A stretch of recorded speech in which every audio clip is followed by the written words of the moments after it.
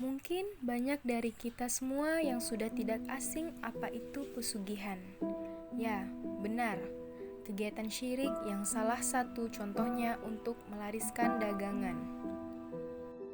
Sudah kita ketahui bahwa memakai penglaris dalam berdagang merupakan perbuatan syirik atau menyekutukan Allah.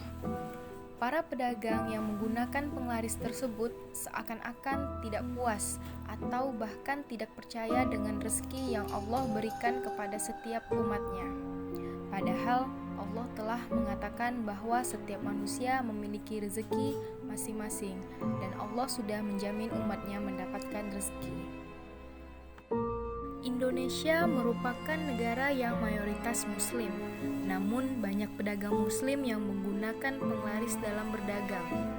Mereka biasanya meminta jimat kepada dukun agar dagangannya laku, atau mereka melakukan ritual-ritual tertentu, seperti doa, nyekar, bersemedi, dan yang lainnya. Para pedagang yang menggunakan penglaris biasanya memberikan imbalan kepada jin yang bersekutu dengannya. Imbalan yang diinginkan jin bermacam-macam sesuai dengan kesepakatan awal. Ada yang meminta darah ayam hitam, sesajen, dan lain-lain. Dan kami pun menanyakan kepada salah satu tokoh masyarakat tanggapan mereka terhadap pesugihan ini. Mari kita lihat cuplikan berikut.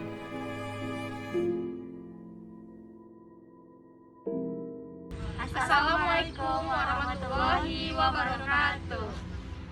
Baiklah, untuk memenuhi tugas Al-Islam, kami ingin menanyai dari salah satu tokoh masyarakat mengenai syirik.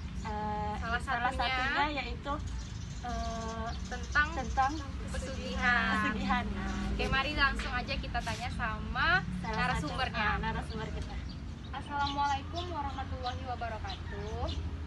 Salam warahmatullahi wabarakatuh. Perkenalkan, kami dari mahasiswa Universitas Muhammadiyah Riau. Saya Novia Kurniati. Saya Triana Adinda. Saya Sisi Sucipta. Kami ingin meminta tanggapan Ibu dan kami ingin bertanya mengenai tentang pesugihan atau penglaris dagangan yang terjadi di masyarakat sekitar. Apakah Ibu berkenan untuk kami tanya? Ya, silakan. Baiklah Bu, sebelumnya boleh perkenalkan diri dan kegiatan apa yang Ibu lakukan saat ini? Nama Ibu Nila Adriani, warga Panam ya, tinggalnya di ujung Panam lah. Kegiatan yang Ibu lakukan saat ini ya karyawan swasta di suatu perusahaan.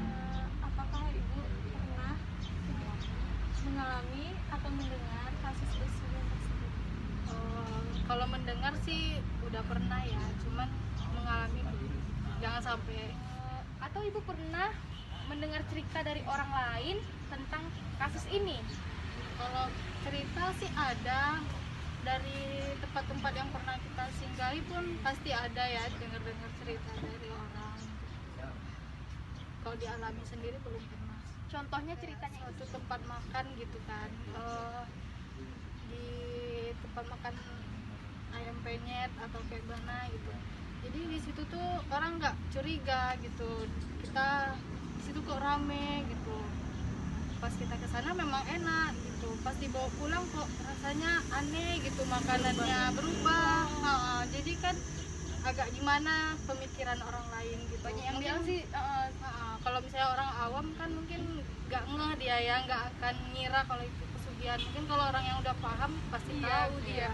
Nah, katanya kan kalau misalnya orang yang pakai pesugihan itu kalau kita makan di tempatnya enak. Tapi kalau kita bungkus berubah ya Iya, rasanya. jadi ya kira-kira kayak gitulah. Misalnya kalau untuk apa ya, cerita singkatnya gitu. Menurut pandangan Ibu aja ya, ciri-ciri rumah makan atau tempat makan yang pakai pesugihan itu gimana? Ciri-ciri khasnya itu yang pernah saya baca atau dengar, di suatu tempat makannya itu biasanya tempatnya agak gelap gitu, kurang cahaya. Jadi ini juga pernah dengar tempat makan tersebut ruangannya tidak bisa dikunjungi sembarangan orang. ada kayak ada ruangan yang khusus gitu ya Bu? Di di sana mereka meletakkan sesuatu kayak jin atau semacam makhluk gitulah, biasanya yang saya dengar kayak gitu. Ibu pernah mendengar kalau persyaratan disiplin itu harus makan tumbang atau menggunakan tumbang seperti itu? Mungkin dari beberapa pihak ada ya yang memakai kayak gitu, tapi saya kurang tahu juga. Biasanya ada ya, pasti ada, tapi mungkin kita nggak tahu apa yang ditumbalkannya, tergantung ininya sih masing-masing si jin. Oke, baiklah Bu. Apa pesan Ibu kepada masyarakat tentang kasus ini supaya kita kayak misalnya terhindar dari hal-hal yang tidak diinginkan ini?